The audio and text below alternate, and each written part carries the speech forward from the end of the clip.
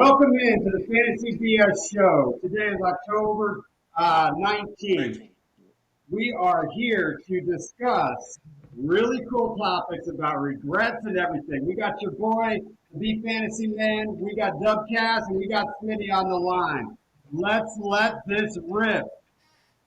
And by the way, I hope you all know this song very well because how are we not going to have I Can't Drive 55 going? Let's let it rock today, boys. Smitty, I'm going to start with you right now. Actually, I don't even care how you're doing. We'll get into that. Right as we hit record, there was a trade that happened. So we are just going to jump right to the trades. Let's have a reaction to a trade that we just did. I'm going to give it to you, Cassidy, right now because your face was incredible when you saw this trade. Oh, So what is it, Smitty? okay. So this trade here is between Adrian Dundidit and Matt B. Brewer. Adrian Dundidit received Josh Jacobs and Jalen Warren, and Matt B. Brewer received Ryan Tannehill, Calvin Ridley, and Brian Robinson, the original B. Rob. I think Yeah, that's fantastic. I don't even know how to react to this. That is such a blockbuster trade. Anytime you see, a top 10 running back inside of a trade, that always will, pop your eyes right out of your head. And then you've got some big names in there. You've got Ridley. Our boy Brian Robinson has been solid this year too. The fact that So Superflex and Tannehill's in there makes it interesting, but I'm worried about Tannehill rest of the season, so I'm having a hard time dissecting this one. So let me help you dissect it because when I saw that trade, I was like, damn, what a trade, all parties involved. So, I think on either the first or second podcast, I was always talking about how to trade. And when you can find a way to make both teams better, that's how you trade. You don't try to win a trade, you don't try to screw somebody. But here's the reality. So, me and Adrian, we have a very similar thought process on how we built our team exactly the same. So, we're looking for running backs. He just picked up somebody that I am going to talk about today, which I love. So I think he got two running backs now that are going to fill a really good void for his team. But go look at Matt Brewer's team. He had so many injuries. He had Rodgers. He had Chubb. And when I look at this, he needed a quarterback. Like, he legitimately doesn't have quarterbacks. So any quarterback can fill the slot for him. And he got a running back on the side of it. And then we've talked up Calvin Ridley. We've talked down Calvin Ridley. So we've got someone that can score points and sometimes not. But that's a fantastic trade for both parties. I actually think that's one of the better ones of the year so far. That's a solid trade in my book. And by the way, I'm just going to rant right now. Matthew Brewer, I love you, buddy. I am very, you know what? You've had a very rough year. And if anybody listened to the Ballers yesterday, they were talking about teams that are having a rough year. And Jason Moore's just like, just keep grinding. Dude, the fact you're in last right now and you're out there grinding to try to make this team better, that is the economy of this league, and I love you for it. Way to go. Anyway, so any other thoughts on the trade, boys? Yes, really quick. I just want to say, I've been talking up and down, like as you mentioned, of Calvin Ridley. Literally the perfect tradeaway target at this point. Way to go, Adrian. Get him out. Yeah, just final thoughts on that, I guess. I think that this trade would be perfectly fair in a super flex if Tannehill was playing football. The fact that he's not, and we don't know when he will be, or if he will be, again, if the Titans are sinking by the time he gets back, that makes me want to take the Jacobs Warren side. But outside of that, fair trade. I love this league for trades like that going through. Yeah, so Cassie, so I know you love that other trade. I'm going to talk about the other side a little bit because I love this trade. So if your back's up against the wall in the super flex and you're in last place, and we're going to go over all that in a little bit, you have to take chances because at any point in this game, everybody knows that I say you play to win the game. I don't give a crap who's second place. I don't remember who's second place. It doesn't matter to me. What matters to me is winning. And what he's doing is he's taking chances to fill a void because he cannot win without a quarterback in this league. And we all know that, and we don't give up quarterbacks too easily. So he took a shot, and you know what? He's in last. He has nothing to lose. Yeah, I hear you, man. But you're always talking about buying wins. That means you need somebody that can win for you now, and Tannehill's not that guy.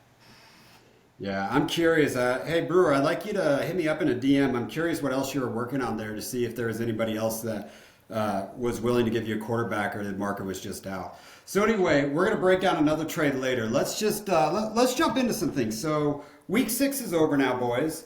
My thoughts, and I'll let you guys talk first, but just a wild week. I mean, just what a week for real football. And if anybody knows me, when I watch football, my wife says I'm too emotional fantasy football, but I'm not. I don't care. I'm in so many leagues that I don't care that I'm going to sit down and I want to watch football. And last week, what a gem we had. It was what a gem. I texted you, Cassidy, that Eagles were going to have a rough day, and they definitely did. But Smitty, let's start with you. What are your thoughts of last week and all the games? I want to start with a personal one. I'm not going to speak on the team on LA. I want to speak on the fact that I got to see DeMarcado in person, just losing his spot to freaking Keontae Ingram. I couldn't believe it. I mean, I knew I overpaid with the 71. Y'all let me have that, but Jesus, what an overpay! I couldn't believe my eyes, man. He Smitty. really just kept sitting on the not necessarily sitting on the bench, but he was just on the sideline most of the game. I said, "Get him out there, coach! Get him out there! He's ready! He's ready! He's ready!" I literally yelled that to the top of my lungs. I love you, Marcano, and he didn't get the chance. So I'm a little hot about that, to be honest.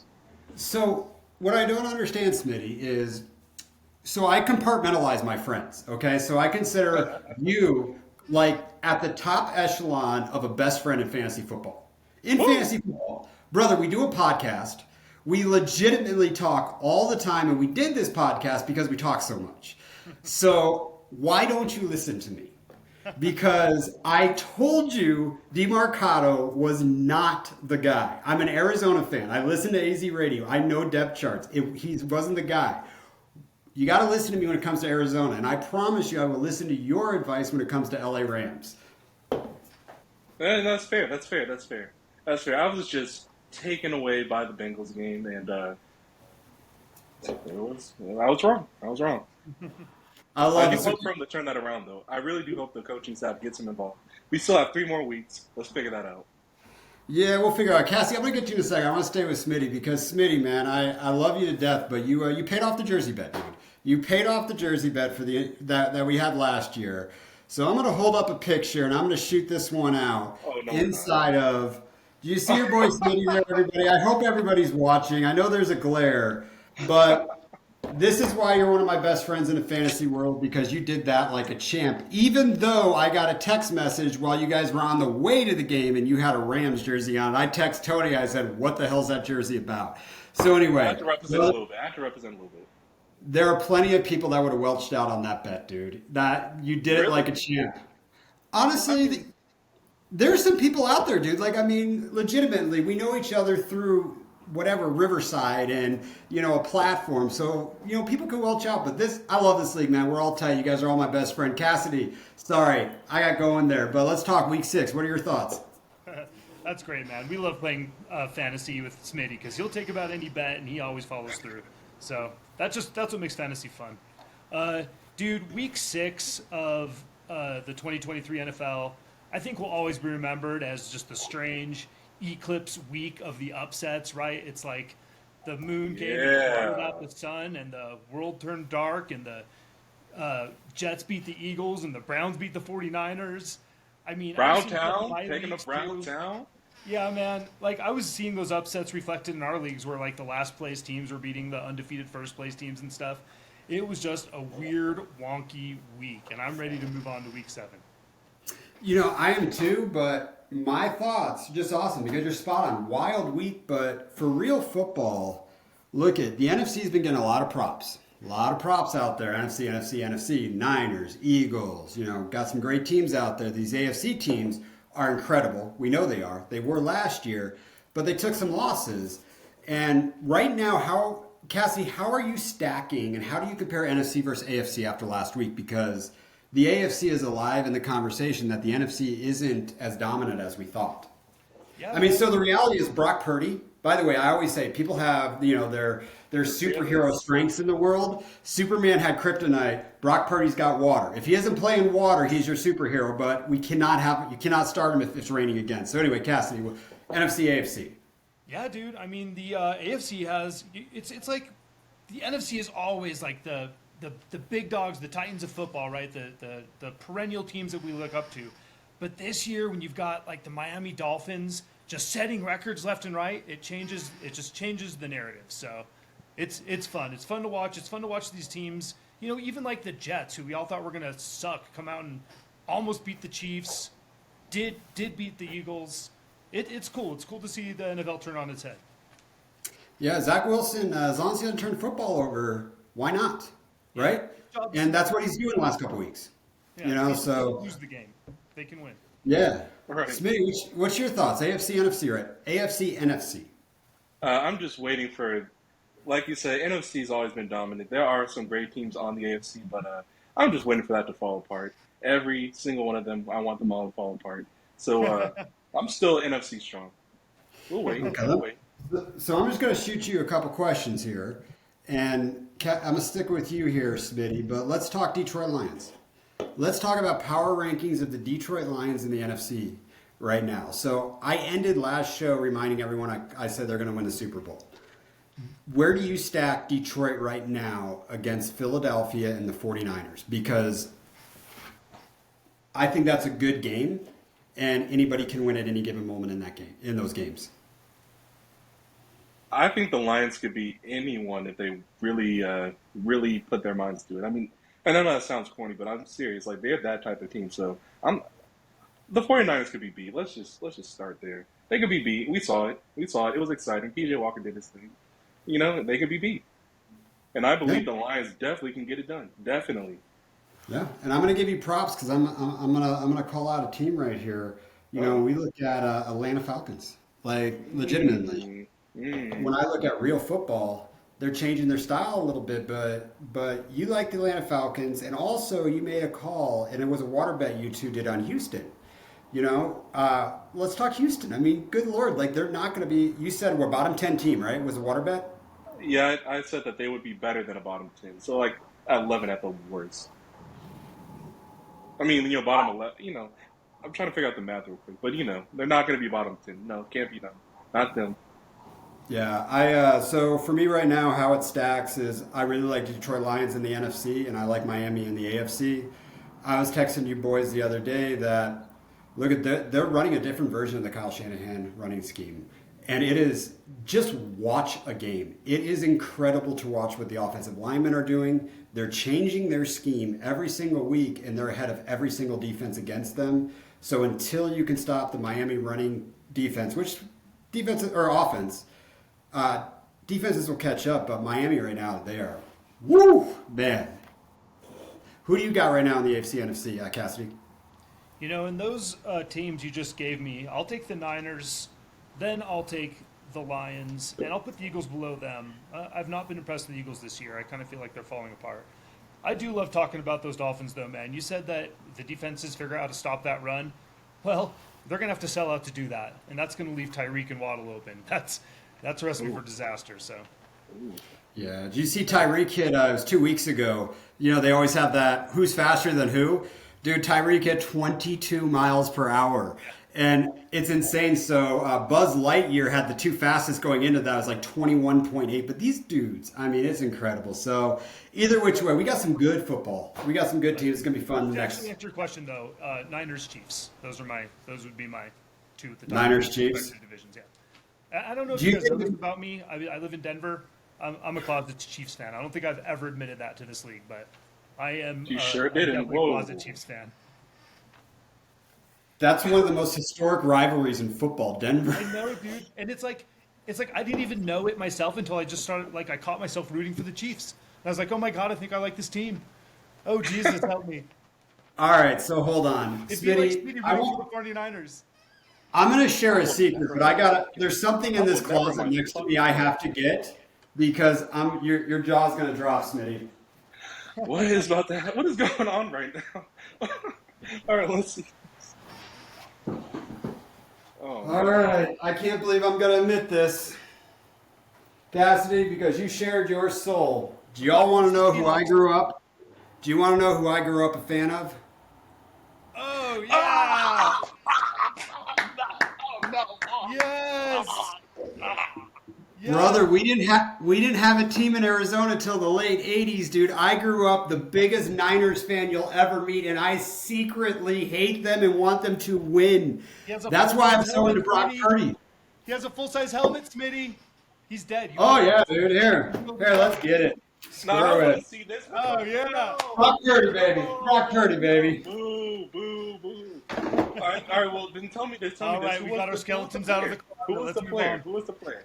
Who was your number one favorite player? There's only one Oh my answer. God, Jerry Rice, bro. Okay. All right. We'll be cool. I'll be cool with that. I'll be cool. I'll chill out. I'll chill out. What It's about me fine. says I like running backs? Good, good, good point, man. Good. All right. I'll chill. I'll chill. Smitty, do you have anything to share? We're Hell all. no. Hell no. Y'all are. No, He's no, so no. pure-blooded, dude. He's a pure-blood Rams fan. No, he's not. I will. I'm going to move on this segment, but I know Smitty just won't admit that he secretly likes the Cardinals. All right, let's move on to the news and notes.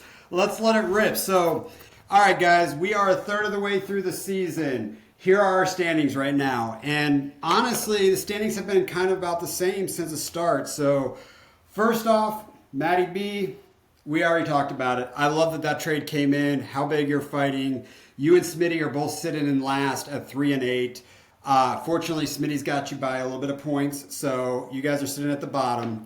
Bryce, brother, big time win, dude. Big time win. We have watched you lose with big points. And yeah, you can go your bench and all that stuff and your fire farts. And yeah, you made some, you could have made some better choices, but you made some fantastic choices. So I'm going to give it to Bryce. Now, I'm going to make a bet to anybody in this league that wants it. I'm going to make a bet that Bryce is making the playoffs, although he was last place. 1 week ago, he was last place. So does anybody want to take a water bet that Bryce is going to make the playoffs and make an absolutely crush from the bottom up to the 6 or the 5? The thing is, I can see that happening because his team, like on paper, should have been in the playoffs already. You know what I'm saying? So I'm with you, man. I'm with you. Look at his injuries. The dude just grinds. Cassie, you want to take the water bet or are you going to bet on Bryce? Well, no, I'm not going to bet against Bryce. I think he can do it, but I hope that you're throwing that out to the league and that somebody in the Corona Couch Coaches will reach out to you and take that bet so that we see somebody pay it out at some point. But I'm not really against Bryce, man. Bryce has been in the finals every year so far. So unless either in it or win it. So I'm not betting against him. You know what, Bryce? That's amazing that no one will take the bet on the podcast with where your record was. So cheers to you. Now let's talk about who's doing well because we got two just monster teams. Hillary took over first place again. She's been pretty much in first place. Tony got her last week, not Tony. I'm sorry. Tim got her last week. Thank you, and she crushed this week. So Hillary's in first place right now. Hillary takes back first place by destroying the commish, by the way. That was a bloodbath. So she's now 10-2. She's got 1,317 points right now. Can we say, I hope you drafted the same exact team in a Megala Bowl? Because you have a Megala Bowl team, girl. You guys got anything to say about Hillary's team? Because, oh man, I want her team so bad. She's so good. All of her trades, everything. It's good to see her. I'll say this. Yeah, what with you, Cassie? Tried hard and hasn't really been. I don't think she's even made it to the playoffs before. It's good to see her hard work pay off. Yeah. Well, I think last year was her first year in the league. She was one of the interviews we did a couple years ago, I think. Yeah, I'm pretty positive on that one. Smitty, you got anything on Hillary just other than just damn girl, good job? It'll be her third year in the league. I just want to say that history tends to repeat itself. I'm not going to explain what that means. Just take a look. History tends to repeat itself. Just take a look. All right, we can move on. I'm not hating. I'm just saying. I'm not hating at all. I'm just saying history tends to. Oh man, I love it. Well, we'll get some props to Tim because same record as Hillary, just less points. So Tim's sitting right now with 1,284 points. I mean, what an incredible team. Everybody else in the league, me, Tony, Adrian, we are all just grouped together. I mean, when we're going against the median two different games a week, I mean, things change so quickly. So standings look really good. And, the waivers that people did, this is awesome. So the waiver show is going to be about Scotty. Scotty, brother, you got at it this week. I don't know if you were saving Fab just to spend it all in one week, but you went out and got it. So Zach Evans, $47 to Scotty. Jamie was the second that offered $30 for Zach Evans and $26 for and Bryce was at $26. But this was all done while your boy McVay was lying about how long he was going to be out, and we're going to get into lying later. So, but that's a great pickup. If I knew I was going to get 2 or 3 weeks out of him, I would have probably put probably 50 in there. So, Scotty, cheers to you. What do you think about that fab bid, Smitty? Um, well, we saw him and he didn't really look great against the Cardinals. I was happy to even see him play, but I was not really that impressed. So I personally would not have done it. But now that we know that Kyron is going to take a bit of time out, maybe this will work. I mean, but then also, the team in LA that I like a lot tend to picked up a couple of new players, and I think one of the guys they picked up will start sooner than later. So we'll see how that Henderson? plays out. Are you Yeah, thinking yeah, Henderson? Just because he knows the offense? yeah, history, yeah, Yeah, history, man. yeah. And Yeah. then So, Cassidy, what do you think about Evans right now? Would Well, you yeah, put that much on the table? right. You asked me what I think about him right now, but Scotty didn't know what we know now. So I like this a lot better on Tuesday night than I do now because of the way that the news is broke. It didn't break in his favor. But looking ahead, he took a bunch of dart throws here, and so I think that's a good strategy. Hopefully one of these guys pans out. yeah, Yeah, no, and he is. He took another dart throw, and I friggin' love this pickup for him. He's trying to buy wins on the waiver wire. He picked up Craig Reynolds, who's 29 for $29. So he picked up two running backs to fill a gap. He beat Bryce out on that running back by $3. Bryce was at 26. So I mean, oh, congrats. Nailed don't it. you feel good when you wake up and you're like, "Damn, yes, I bid the perfect amount." That's the best, dude. I Hasn't hate it. happened Like, to me yet. the opposite side of that sucks, dude. When you lose it by a buck or two. Dude, I woke up the other day in some pain. I go look at waivers. Dude, I put a $14 bid in for the Cleveland Browns, and I'm like, oh, dude, that's way paying too much. I'm like, I'm going to get 3 starts. Their next 3 games are great. And I friggin' lose it out to, I think it was friggin' Scotty for 21 bucks, dude. Scotty. Yes. Dude, That's so surprising Scotty. defense now. I mean, that's And, cool. dude, I so think Matty French B. defense, but whatever. Yeah, Matty B picked up Badgett for Chicago, so he's trying to get a start. He's going to get one until Tannehill gets back. And then Scotty picked up Mayer for $9. I think that's a great move. I actually, I'm a little upset I didn't put some money on Mayer. That probably should have been my thing. Now, as we're talking about waivers, so drop it like it's hot. Okay, guys. So I will tell you, Bryce, man, he's always on top of things, and I saw that last night. But Kamish had to drop Mason, and Bryce picked him up, dropped it like it's hot. He paid up for him because Bryce definitely needs a running back. But I think this is a good time, and I'm gonna start with you, Smitty. Let's talk. What happens if CMC's not out? Let's talk the Missile versus Mason. And I made it very clear where I was at last podcast on that. Well, I go on Elijah Mitchell's side. I just simply because of familiarity, and he's got it done without CMC. So I want to really know, why do you say Mason? I want to learn from you. So I say Mason because I take a page out of Kansas City, Cassie's favorite team. But I look at Isaiah. Yeah. I'm okay. I'm sorry. Yeah, I'm they're not more ready. fun to root for. I'm not It's ready. not fun to be a Broncos fan. So go on, Brian. Dude, it's not fun to be a Cardinals fan. You know what? Screw it. I'm jumping on Kansas City. But Okay. I feel you. anyway, so I look at I look at a guy like Isaiah Pacheco, and Jordan Mason reminds me of him. When Jordan Mason gets the ball, it's not that they always talk about the juice on the ballers, but there's juice and then there's just physicality that a coach wants.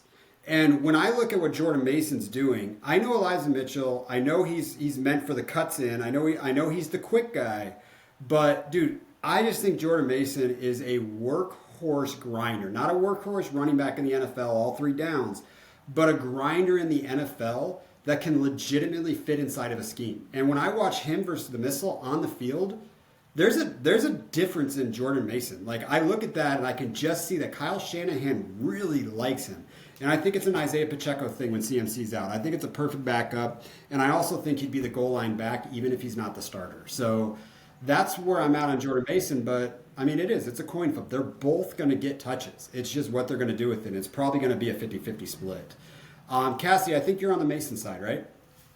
When the news broke about CMC on Sunday, I kind of started out on the Mason side because of his usage in that game. But Shanahan's comments, leading into this week have kind of made me flip. And the way that I can answer this question the best is I was thinking, which one of these guys do you think you could start if CMC is active? And I think that answer is Mitchell. I don't think that it's Mason. And you talk about, how Mason fits a running back scheme really well, and I think that's true of almost any other league or team in the league, except for the 49ers. The Shanahan system, they like that quick cut guy. They want to make a hole and shoot him through it, and that's the missile. So I think I'm landing on the missile. So look at the Shanahan offense in Miami. They're changing it weekly. Yeah. And I think the actual Shanahan can go out there and build a scheme properly. I am definitely on the Mason side for that. So let me just pull back up my notes. We'll get So are you at it. starting So I got Mason? If CMC plays, would you throw your boy Mason out as a beach boy this week? we're going to get into that in a little bit. Okay. All right. So trades. I really want to talk about this other trade. And Okay. Smitty, break down that trade for me. So, yeah, this is an interesting one. So I sent off Mac Jones to Commissioner Tony for Logan Thomas. This is going to be a really quick explanation. I officially think Mac Jones is a roster clogger, unless you need a QB star. Now, here's the fact. I need a QB star because one of them's on bye, like pretty much everyone else is dealing with. But Tony really needs a quarterback, so if he wants to take the shot on Mac Jones, I could use a tight end that's better than Higbee, and I'm like, okay, I'd much rather have Logan Thomas. He has a far later bye, and I feel like I can now comfortably put Higbee onto the waiver wire and go after one of the many decent guys that were dropped or just whoever comes up as a gem in the future and have that roster spot open because I do not want Mac Jones on any team. I don't care if it's a 1 QB, a 2 QB, super flex, dynasty even. I don't want that roster clogger on my roster, even if So I you buy them. you traded for Mac Jones, right? I sure did. I did. What was that trade? It it was Debo Samuel for Debo and McKinnon for Mac Jones and Judy. Now on paper that is the worst possible trade I could have ever made. But I'm low key laughing at it now because I really can't stand Debo and he really can't stand the upright. I don't disagree with that thought process. I actually 100% agree with that, but I want Cassie to get his thoughts because I have a tangent I'm going to go on. Ooh, Dude, I think I'm willing to bet that Logan Thomas is more valuable rest of the season than Mac Jones. I worry that Mac Jones Oh. loses the starting job in short order, and he can go out there and get you negative points, dude. If you started him last week, or no, I think 2 weeks ago, but you're getting 2 weeks negative ago. points from him. That's terrifying. So, that is terrifying. Smitty, I want to pull up a text I sent you the second this trade was done. So, Oh, I yeah, think okay, that yeah. trade, in theory, helps you from a player standpoint, okay? But I think it also hurts you more than you were actually thinking. And part of the reason is, as a league, we literally could have pinned down Tony's ears this week and forced him to take 2 losses. He had nobody that could fill that. And here's why I didn't like the trade, and I text you immediately is, Tony is a competitor against you for a playoff spot with where your record is. Tony is right now 7-5, and you're sitting 3-9. If you didn't do that trade, and as a league, we looked at that and said, we are going to have an advantage to make the playoffs right now because of a bye mistake. So when you look at that, it hurts you more because it helps Tony. And I don't care that I'm playing him this week. That's not why I'm talking about this. But if Tony goes out there now and gets a win and gets the median, and you don't, you are going to regret that trade, not from a player standpoint, but from a record standpoint and a playoff chance. And I love what Tony did, but I'm just curious what you guys think about that when you are looking forward, because look, we compete against each other. I want to win. Smitty, I love you to death. I want to beat you. Cassie, I want to beat you every single week. I don't want to lose to anybody. And as a league, what do you think about something like that, Cassidy, when the entire league can pin somebody down to truly make an advantage in the playoffs? Is that something you want to do in this league? It's so funny. As long as nobody says exactly what you just said, dude, because as soon as those words cross our lips, it's collusion. Yep. I fully agree. I fully agree. And Tony and I were literally going back and forth because he was trying to get a quarterback, or he's trying to get Ritter from me. And I wasn't going to let him have what he had because I'm like, you know what? You go try to find a quarterback this week. Like, if you want one and you're playing against me, I'm going to get Laporta in this trade. And you know what? It wouldn't have been a good trade for him. It would have been a great trade for me. But we could have done that. And obviously, we don't talk about it. But you know what? Sometimes we've got to look at that as players and say, you know what? Man, I really have an advantage to make the playoffs because of a really big mistake. I think Now, your logic is sound, dude, but maybe Smitty's crazy like a fox and put a landmine on Tony's team. dude, that would be amazing. That would be absolutely amazing. But I bring up the topic because this league, we're truly a family. I look at this league as a family. I mean, we legitimately enjoy playing in this league with each other. Cassidy is so bummed. I had Adam as a co-commish so he could his life could get back. But I look differently in this league. I would have a hard time doing that in this league because I want to keep the trade market open for me. Like, somebody's going to do that to me at some point, probably, and it would be Tony. But I'm just saying, what's your thought process, Carl? You were in the trade. I mean, what do you think?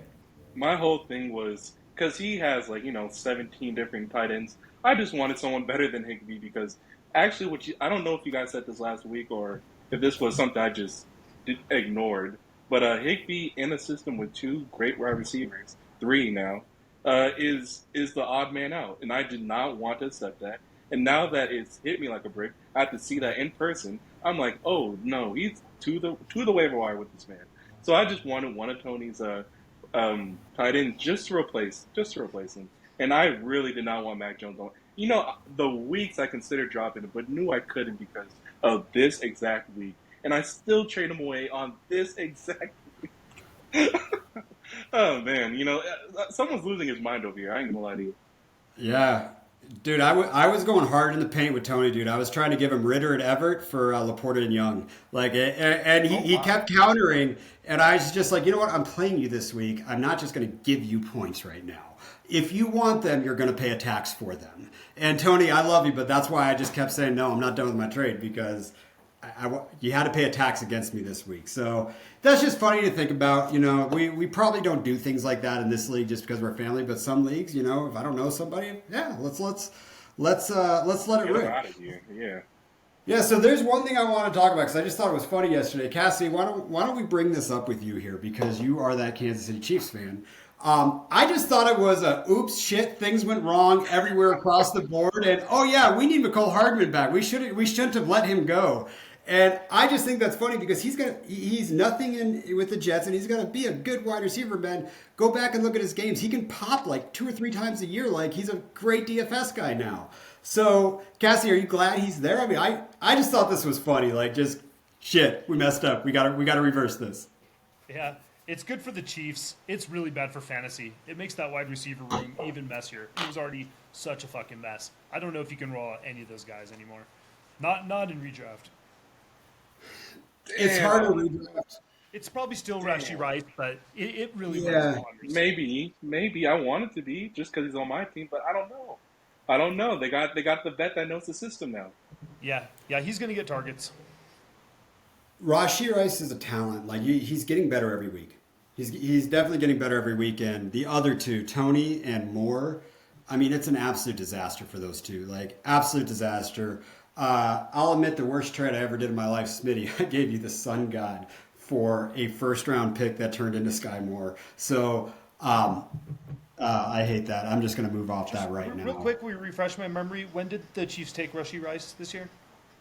Second round. Yeah, that was Hardman. Hardman was the second-round pick, and now they went out and Oh, was brought he? back. So, and I remember all this narrative around Rashi Rice right now. I remember when that was the narrative around Hardman. It was all the same, Except then it was like he's the heir apparent to Tyreek Hill, and he's the new Tyreek Hill. So, Oh my god, I remember that too. Yeah. Dude, it was heavy, but he never went out and did it on the field for 2-3 games as a rookie the way Rice is. Like he never did that. So that's why, obviously it's going to be hard to start, but you know what? It's weird, though. I didn't think we were going to stay on here so long, but he started to put it together last year, remember? And then he had that abdominal injury, and he missed kind of the end of the season. But right before that, dude, he was coming on. Dude, he kept my winning streak alive with a 3-touchdown game last year for me. Yeah, I mean, he was solid in my lineup until he got injured. Yeah. So they know what to do, but I think it's good. But Yeah, I mean, it definitely hurts all the other I wide like receivers, the though. oh shit, I want him back. But I think for fantasy, this is probably mediocre signing of the week, unfortunately. Mm. Yeah, no, I Okay. totally Yeah. agree. All right, boys, you guys got anything else to talk about the league, talk about football? Because now we just get into having some fun. Have I missed anything here? Hold on, really quick, really quick. I just want to bring this up.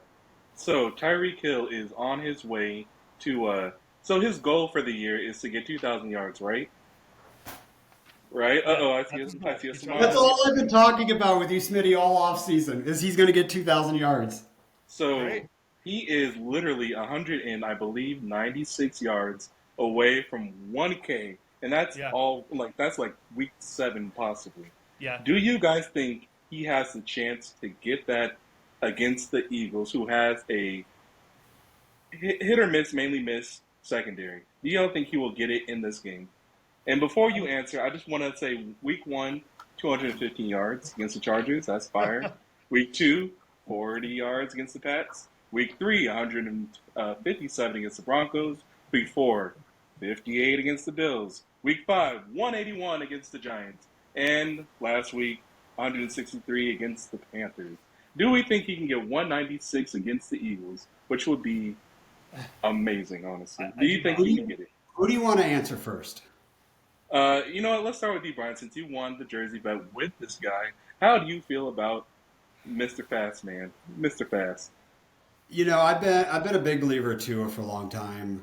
Tyreek Hill is a generational talent. I mean, we'll see at the end of his career where we rank him, but it's going to be in the top 5. It's going to be in the top 5 of all time, no matter how he ends his career.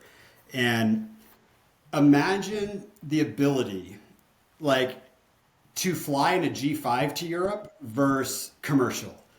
Just imagine, like, he's the G5 jet. He's flying there. You're going to get there 2.5 hours early. Like, he's so fast. He can do anything. He can do anything. And, let's add another question in here. I'm sorry if we're going to go long here, boys, but we were kind of going about this yesterday. Why aren't we talking about the fact everybody's talking about Jalen Hurts right now? Jalen Hurts this, Jalen Hurts that. And everybody knows I love Jalen Hurts. He's one of the best quarterbacks in the league. But why does nobody talk about the fact that Tua ran him out of the Alabama team like he was Trey Lance in San Francisco? He flat out ran Jalen Hurts out the building. This kid is really good, and he can throw much better than Jalen Hurts can. He can't run as good, but that's better for Tyreek Hill. And I don't see any way with him not being injured that he doesn't hit 2,000 yards this year. But he does pop up on injury reports sometimes. And that's why 2,000 is insane to get, because you have to literally play every game. That's how I feel. It's going to happen if he stays healthy. And also, Philadelphia is going to have a very rough day this week. I love it. I think they're going to have a rough time this week against Miami. Yeah. Yeah, I mean, we'll see. I mean, I still believe in that box, man. I mean, they have a great line. They have a great defensive line. Yeah. Like, I think that's going to be a factor. I hope it at least. I hope it at least. I want this to be a good game, you know? I don't want So this to be their defensive line is one of the top 3 or 4, if not number 1 in the league. They're young, and I'm telling you, this running scheme that Miami has right now, no one has figured out how to stop that. Does a young defensive line figure out how to stop that? I don't when think you they do. question it like that. I don't think so either. Now that you question it like that, Dude, we that have was we a have great way to Raheem put Mostert. it. How old is Mostert? He's like 31, isn't he? He's older than Yeah. that. I think Okay. he's Dude, 32. the reason he has 8 touchdowns and the reason Buzz Lightyear was going off is because there's nobody at the line of scrimmage to touch them until they hit full speed. It's insane. Like, it's insane. Anyway, I'm off the topic. Cassie, what do you got on that? Yeah, man. I think you summed it up. If Tyreek Hill stays healthy, he can hit 2,000 yards this year. I do not think he gets 196 in this game. That's just a tall order. I'm a betting man. If you put the line at 200, I'm going to take the under on it. Okay. But I do think the Dolphins can take down the Eagles this week. The Eagles are favored. It's Dolphins with points. Oh, they are? 2.5 I points didn't know that. this week. So give me the Dolphins with the points. Tua, greater sign, Hurts. I think Miami beats them by over a touchdown. In fact, I think midway through the fourth quarter, we might not be anticipating Philadelphia being able to win a football game. That is spicy. I'll take the Vegas line. All right. So let's talk some Beach Boys. Woohoo! This is your segment. Let's get some Beach Boys, and then we'll get out of here. Okay. So, wait, who's starting off? No, we're not drafting. We're just talking Beach Boys of the week here, and then we're going to draft. Oh, okay. No, who's gonna start with their Beach Boy? Cassidy. Sure. I'll start with my Beach Boy. I think that this week, if you went ahead and picked up Jaleel McLaughlin, you can fire him up. I know it's scary because we know that Javante's healthy and the Broncos aren't good. But guess what? Jaleel's been getting about 40% of the snaps. That's been equating to about 10 or 12 touches a game. A couple of those touches are targets. And they're going up against Green Bay. And Green Bay, so far this year, is shaping up to be a run funnel defense. They are one of the top 5 easiest matchups for running backs. They're a bottom 5 worst matchup for wide receivers. So you want to run. You want to run against these guys. And our boy Jaleel, he's got speed. And I think he's coming on the scene. So if you're in a pinch and you've got him, I think you can put him in. He'll get you some points. I agree. And when we talk Beach Boys, we won 10 points. Actually in this league, probably 13 or 14 just with the crazy settings. Yeah. But that's all we're looking for. It's a dude you pull off the up list. for Beach Boy, Obviously you want more, but Beach Boys, if you get over 10, you're feeling good about it. Perfect. So I'm going to jump in on mine. So there's a reason that I was a little gangbuster and I was a little pissed off at the trade Adrian did. Beach Boys Warren this week. If that's not a Beach Boy enough, I believe it is. The change is happening this week. Warren is, at minimum 50-50 moving forward. So I think Warren's a really, really solid pickup right now. Not a pickup, but just a dude on your bench that you haven't been able to rely on in a bye week. You got to play him. I like Jalen Warren a lot. Is that Beach Boy enough for you guys? I would say yes for one reason. I'm not going to go in on it, but it's Beach Boy because of Aaron Donald. What the hell? Good luck. Good luck, Warren. Good luck. If that's not Beach Boy enough, Jordan Mason. I'm saying it's plenty Beach Boy because of Aaron. Okay. Well, I'll tell everybody just either one. And honestly, if I had to, Jordan Mason. He's a Beach Boy. So either which way. So Cassie, who do you got for your Beach Boy? No, I did mine. We got to hear He, Carl. Cassie or Smitty. So I got Nelson Aguilar. So the Ravens, I'm just be honest, I don't like watching Ravens games. I really don't because we want to see Lamar run. We want to see Mark Andrews be the most reliable player on the field, and we want to see big plays from Zay Flowers. But I'm seeing a lot of Nelson Aguilar because he seems to be like low key the new reliable guy, and that I want to know what that's about. Maybe that's a scheme that Monken got going on, but Nelson Aguilar is getting it done. So if you really need to just emergency play and wide receiver, let's give Nelson Aguilar a shot. He's kind of been doing it. I think Lamar trusts him enough. How do you guys feel about we don't have to talk about the Ravens now, but how do y'all feel about Nelson Aguilar as like a startable option? He's the big play guy. He's a Beach Boy. He's the big play guy. If he catches one of those big plays, you're good. If I need a wide receiver and he's out there, let's let it rip. Yeah. I actually, when you texted me that, I love the pick. I think it's fantastic. It's a great Beach Boy. Absolutely a great Beach Boy. But hey, we're about 43 minutes. We got to get to the main topic real quick. I forgot about this one. I rolled over it. But look, Cassidy, you have your new segment weekly. Okay, so I got my Beach Boys, here and there, the running backs, deep dive. But what do you say about fantasy football? Because I love how you phrase this because I've never heard something more accurate in my life. Yeah. Fantasy football is for stupid people that want to feel sad. Yep. Mm. Yep. And that's a fun segment because that's when you can pick on the lowest scoring team of the week or maybe somebody that lost a stud to injury or one of those horrible things that happens to us in fantasy and makes us question our sanity for even playing this godforsaken game. We're all miserable. Yeah. Dude. Yeah, y'all saw me take that shot for Burrow, man. That was crazy. Dude. 11 people in our league are going to be fucking pissed. Dude, if I take second place, I'm not happy. I'm legitimately, I don't play this to win money. I play this because I do not want to lose to you guys. Yeah. Whatsoever. So, With that said, the first side of fantasy football is for idiots that want to be sad. Let's do some reflections. Let's kind of look back at players that we were really high on or that we were down on, and where we're at now, and the reflections of I should not have done that, or I'm incredibly happy I did do that. And Smitty, I'm gonna let you roll first on this one. On man, I really do look at the 103 in the draft, and I really knew that this was a league meant for running backs with the scoring, and I really knew I could have got so many running backs, but I just had to go for Chase because I just wanted Jamar Joe Burrow stack to just run me as far as it could.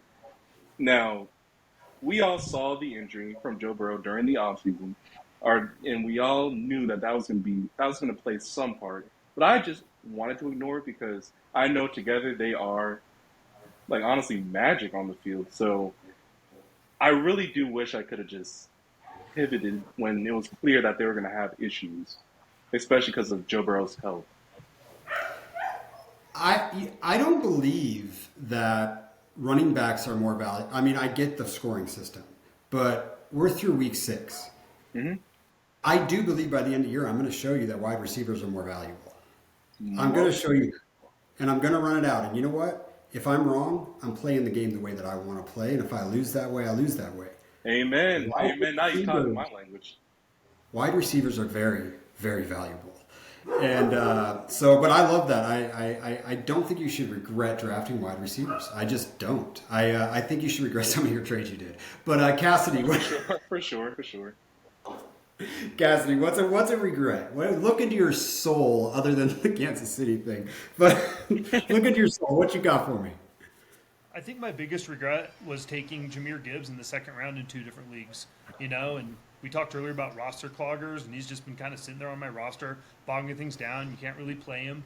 But similar to what Carl was just talking about, he's kind of he kind of rode out the bumps with that Jamar Chase Burrow stack, and I think that brighter days are ahead for those guys. And I think brighter days are ahead for Jahmyr Gibbs too. I don't think he's going to be this year what we drafted him to be.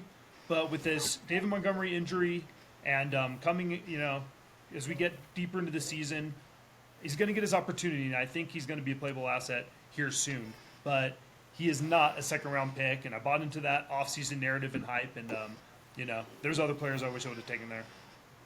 Oh God, me too. I got mad when Gibbs got drafted, bro. I got really mad, and I'm not gonna lie, I was a little bit buzzed in there because it was 5 weeks after surgery, and it took me a lot to get there. But when Gibbs got drafted, I was like, "Who's drafting him in the second round?" Because I was like, "Dude, I'm targeting third round. Like that's where I want." And Really? then Tim looks at me and goes, "Bro, we have third round keepers. This is the third round." And I'm like, "Oh crap!" It was pretty funny, but I was genuinely mad that I did not get Gibbs, dude. And what do you do? What do you do with him right now? Do you try to trade him and just take 60% of his value, or do you think that this is going to change the rest of the year?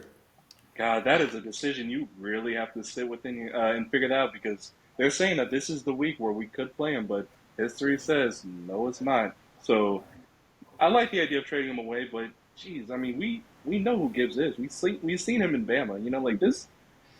If there's a time, it's now. We just really have to make that decision on the day of the game. So I guess you're right. I didn't think about this, but if there's guys out there starting Zach Evans and Amari DeMarcado, they'll probably take a kick off your hands for something. Right. Yeah. So you're right. I guess trading him away is the smartest move. You just drafted him so high. I'm fully aware of the sunk cost fallacy, and here I am just still living that life with Gibbs on my roster. Right. Yeah, but think about what we talk about now. We talk about the Beach Boys. And, dude, if Jamar Gibbs is in your lineup, I know it hasn't happened yet, but one of our podcasts I was talking about when his first game, he was just, the thunder of God he was throwing down with his speed. Yeah. And look what Buzz Lightyear's doing. Look at what some of these backs are doing. I believe in that running scheme. They pound the football there. It's high T. So I would rather put him in my lineup than these Beach Boys we're talking about. Because he does have a take it to the house at any point potential that some of these others don't. Sure. So that's true. Give me I'll be right back. 2 seconds. Is he getting another 49ers jersey? Oh god. No. My dogs were barking, and I just had to tell Oh, my wife to okay. get him inside. But so Smitty, I went back and listened to our first podcast, and it was kind of cool. And I actually want to ask you some questions in this segment. So our first podcast, we did risers, and we were talking about some people, and I want to talk about. Uh-oh. So you had two risers, and I had two risers, and your number one riser was Jordan Love, and I'd like to know how you feel about his stock right now in this segment. And word for word in our podcast, you said he is your absolute, without a doubt, number one riser. Yeah, dang, I was high on that boy. That was Yeah, my fault. I I'll say this: you better days have to be ahead because he is capable, right? I honestly do believe him to be the most perfect wide receiver too. I even see at the end of the year a top 12 at 12, but he just I don't know. There's a lot going on, plus all those injuries. When all the boys come back together healthy, then we got to see what the coach can do. I mean, there's a lot going against them right now, but I do believe in him still because at the very least he has rushing upside. At the I very believe in least. Jordan Love too in this format. He's valuable, but I also I'm reaching into your soul here because this is such a good segment to do this when I listen to our first podcast. Uh-huh. Smitty, your second riser was Chig. Oh boy, I was very wrong on that. That offense is very. And word for words because they drafted an O lineman, and I brought up Yeah. War with you, and you basically just said he was amazing. So those are things in this segment that I want to bring up because we need to become better fantasy football players, and we need to look into our soul of what we were thinking then versus now, and realize that there's multiple narratives and not to believe the one. For me, it's been a really rough year for me and Drake London. It really is. I feel like I'm in a fight with my wife over something, and it just lasts for like weeks on weeks because he's just killing me in every direction that I can be in. If he's on my bench, he does well. If I put him in my lineup, he doesn't do well. And it's just I was so high on him and Johan Dotson. That's the bad side that I have to look into. I'm happy on the London side, but dude, what WTF is Washington doing? Like someone talked to me through this, and I'm sorry guys, we're gonna go a bit long. I just really like these topics, but what the hell are they doing? One target last week? One target. Cassie, can that change?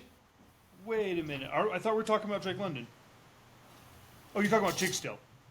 Yeah, I threw in one that I'm happy with, and then I rolled on a Johan Dotson. Oh, Dotson. No. Because that's my number one regret in my life. I got that real wrong. Like the Gotcha. I wasn't Chig. calling you I got the No. Dotson holds the football now. I don't know if you guys caught that. He's now holding the ball for the kicker. So What? did I you want see that one I'm not back. fucking That's around. They're literally No, he literally did take snaps as a holder in practice this week. So that was fun.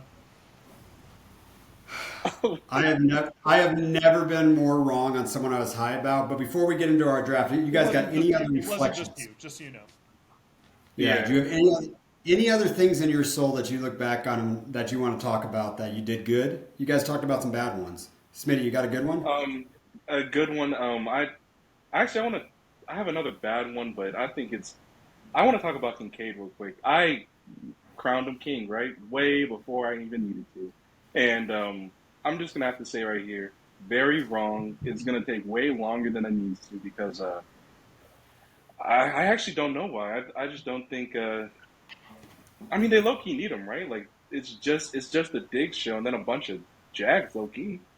Oh, and plus Gabe. So I don't know. I think Brian, you said, hey, Gabe Davis is in this team. Like, isn't he going to take away from Kincaid? And the answer is yeah. You're right. You're right on that. So I got to give you props on that one. And got to go back to the drawing board with these rookies, huh? Dude, this is why fantasy football is for idiots that want to be sad. Man, And I just want to say in this segment, this is why you shouldn't listen to anybody. We all listen to podcasts. We all just jump on and we get one side. It's just like, dude, none of us have a clue what's actually going to happen. Like, why are we listening to people? This should be entertainment. It shouldn't be knowledge for you. But I do want to tell you in that riser segment, my number one was Brock Purdy, and my number two is Zay Flowers. So, yeah, just wanted to remind you of that. But you guys ready to draft? We're at 54 minutes. You guys ready to do a draft? We have got Oh to do man, our draft, we could but try. We can try. uh, just real quick, like we're talking about risers, and I know that your heart has always belonged to Drake London, and I don't know if you knew this or not, but I just wanted to give you a little light at the end of the tunnel because I think he had a good game last week, but I still think people are kind of down on him. But he's actually wide receiver 16 in points per game. He's averaging 8.5 targets per game and 65 yards. So I think that like that's not bad, dude. Like I think that there's a light at the end of the tunnel with Drake London here. No, I agree, and it makes it hard like week one, week two. You know, when you got, I mean, just a superstar, but just let's talk any player. When you come out, it's just holy shit, zero, and then horrible game. It's like we live in the now. We live in the now, Yeah. and it's really hard to do that. But I mean, I hate. By the way, if we're all idiots that play fantasy football, I want to talk about the number one thing that I hate that we say so much. Trust the process. The process is crazy. We're all idiots and we're going to be sad. What is the process? The process is only one person takes first place. So, Smitty, you got anything on this before we draft? And now let's just get to the draft. Let's do this draft here. All right. So, what we're drafting today, we wanted to draft the biggest lies a coach has ever said or the best press conference after game that they've ever done. And let me pull up my list here, but Smitty, you are up, I believe. Guys, You got the one-on-one. all right. So my number one, and it's undoubtedly. I mean, I wish I can get exactly what he said, so I will be paraphrasing. I'm pretty sure at the end of that Patriots Atlanta Falcons football Super Bowl, where Kyle Shanahan was in the lead, and then he got smiggity smoked by Belichick and them, by Brady and them. I'm pretty sure he said something, and I honestly don't know, but I'm pretty sure he said something along the lines of, "We played our best out there. We gave it our all. We gave it our all. We came in with the intention of winning, and we didn't expect that ending to happen, and that was crazy. What a lie. There's no way they tried it the second half." And you know what? I was born in Georgia. I was kind of rooting for them just because of my home state, and they did not. Oh, I didn't see good football at the end at all. So Dude, that Shanahan's was a freaking liar. I hate coach speak. That was just an absolute disaster. Matt Ryan had, so you guys remember, I think he's like QB like 1 or 2 that year. It was just incredible for him throwing the football, but that was the worst second half in the history of football. I believe it's the worst second half. Or actually, no, it was Buffalo Bills when they came back from like 27 down or something in a playoff game. But okay, so I didn't think that was the one-on-one. I thought I cannot believe you left me this. I was so mad this morning when I was like, oh crap, I got the 102. All right, so the number 102 for me is you play to win the game. You play to win the game. You play to win the game. Herm Edwards, when he's up there just looking at him like, what? Questions? You play to win the game. I can't believe that wasn't your 101. My hatred just rose him to the top. Sorry. All right, what do we got for the 103? Dude, this is such a good draft. I really hope that the Corona Couch Coach has stuck it through this massive show to get to this part because this is like really good content. I think that this is fantastic value at the 103. September 1st, 2019, Brian Flores tells the media the Dolphins are not tanking. Tanking is a media narrative. Oh, Brian Flores told the whoa. media, tanking is a media narrative and that the key word here is rebuilding. Well, guess what? Brian Flores went on to get suspended by the NFL commissioner. The Dolphins will find their first and fourth round draft picks in 2022 because guess what? The Dolphins were freaking tanking. So that ties into the Tua ran Hurts out of the building because that was the tank for Tua. That was tank for Tua. So Yep.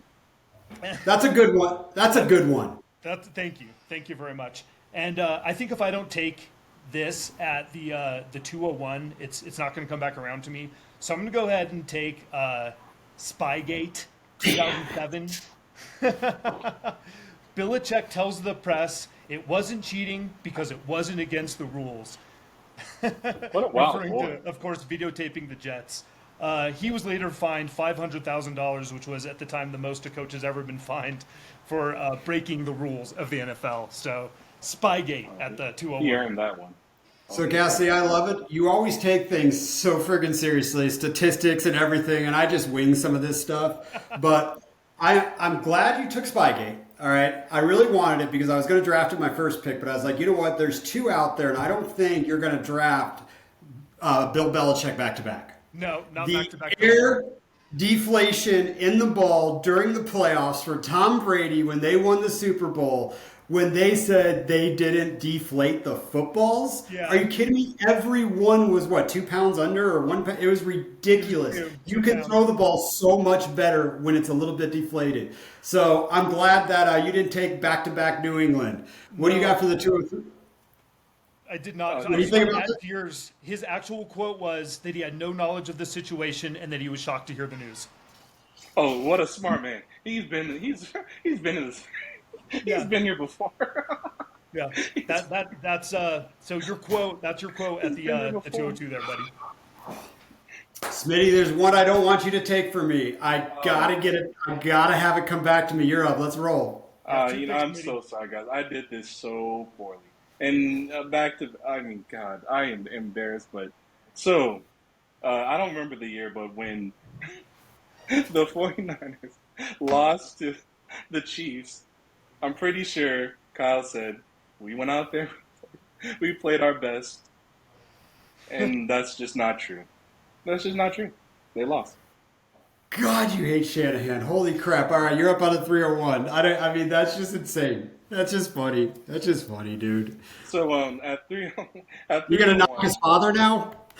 God, no, I can't actually, because he created a monster in McVay. But I ain't gonna get into that. But so I hate the way I did this, frankly.